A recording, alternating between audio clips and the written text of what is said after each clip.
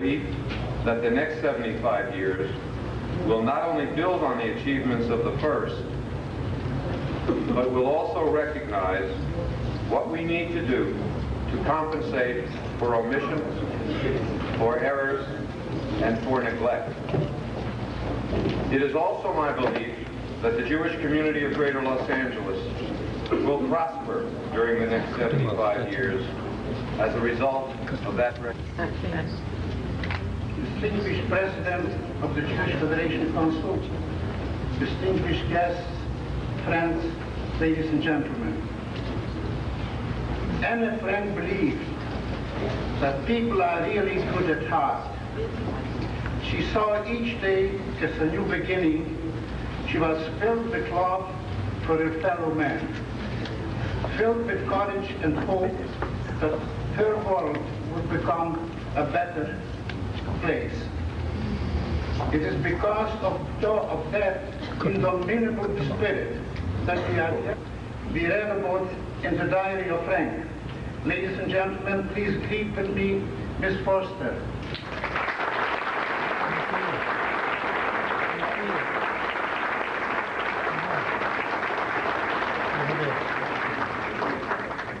Also with us this evening is a childhood friend of Anne Frank's, Miss Hannah Toby Marsh.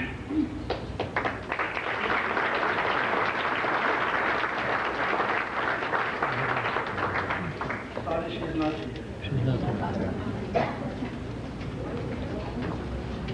I would like also to acknowledge a couple who are with us here, Saul and Rose Deliema, who were with the Frank family in Auschwitz. Would you please stand up?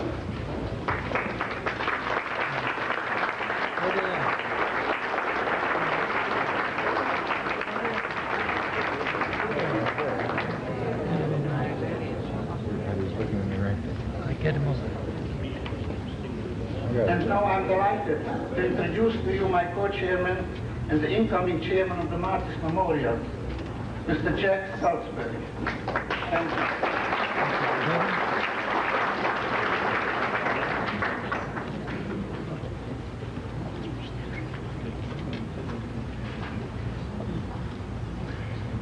Before I introduce to you three special guests, I'd like to acknowledge also the help that we received from the Office of the Mayor, City of Los Angeles, the County of Los Angeles, especially the Office of Supervisor Edelman, which I failed to mention before.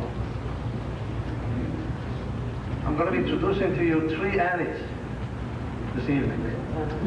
First, of course, most known to us, Susan Strasberg, who played the role of Anne in a 1955 Broadway production adapted by Francis Galbraith and Albert Hackett.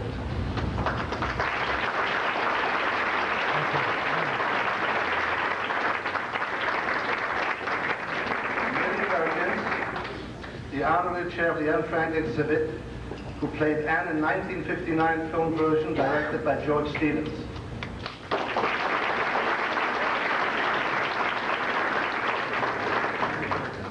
And Melissa Gilbert, who played Anne in the 1980 Raymond Katz production, which aired on NBC television.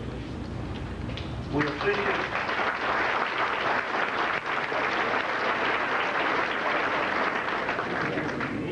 very much you taking the time from your busy production schedule to travel here to be with us. Ms. Susan Strasberg.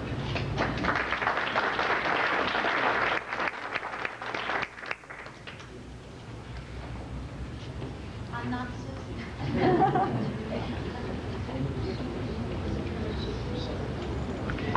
Susan sent me up here. She does things like that. But she'll be up. She'll talk much more than I do. She's fair at it. It's such a pleasure to be here. And speaking in front of a group of people is not my usual cup of tea. Acting is.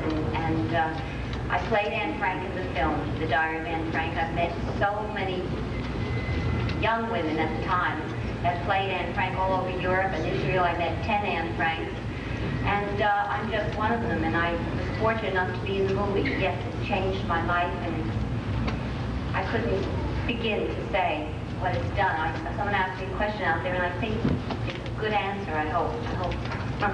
And someone said, what has one of the things that's given to you? Well, it gave me a great deal, and I think also it gave me a sense of conscience and perspective.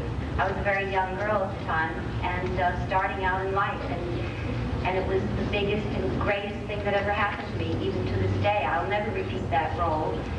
How could one? I mean, it's almost embarrassing to call it a role. But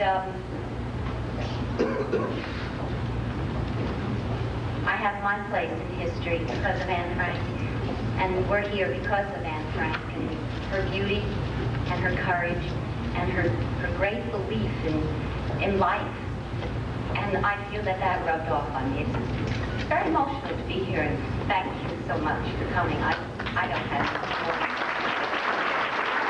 Baker, who played my sister Margaret in the film, that was 6 months of working together, and Lou Jacoby, dear Lou, and there's Peter Levin's on the stage with Susan, and Arnold with Lou, and there's just so many people that did it. Thanks. Goodbye. Well, there are no words that can describe the deep feeling that I feel and the honor I feel knowing that in a small way and in a very big way, Anne Frank touched my life.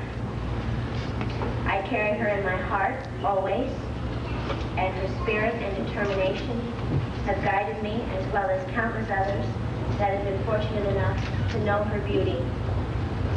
She's been my teacher, she's been my friend, and I do believe that people are really good at heart. Thank you. This is the feeling. I will now read for us selections from the original diary of Anne Frank.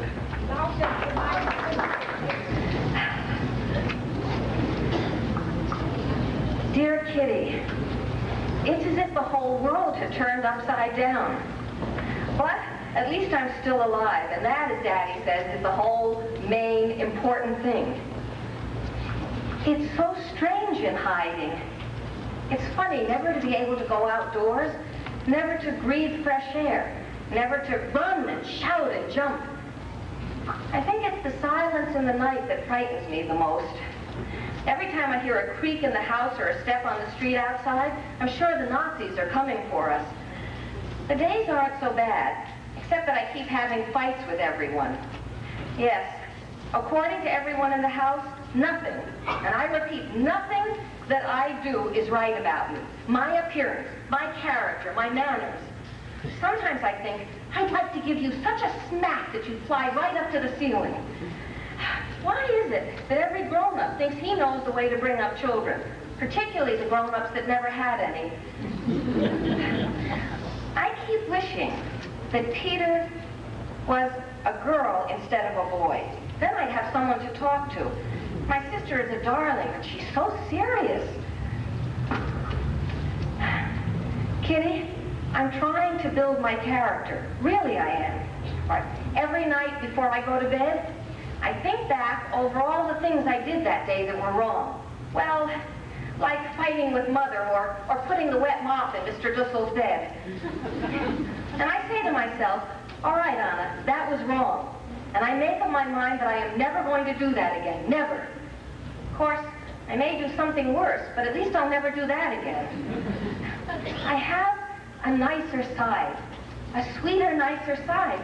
It's just that I'm scared to show it.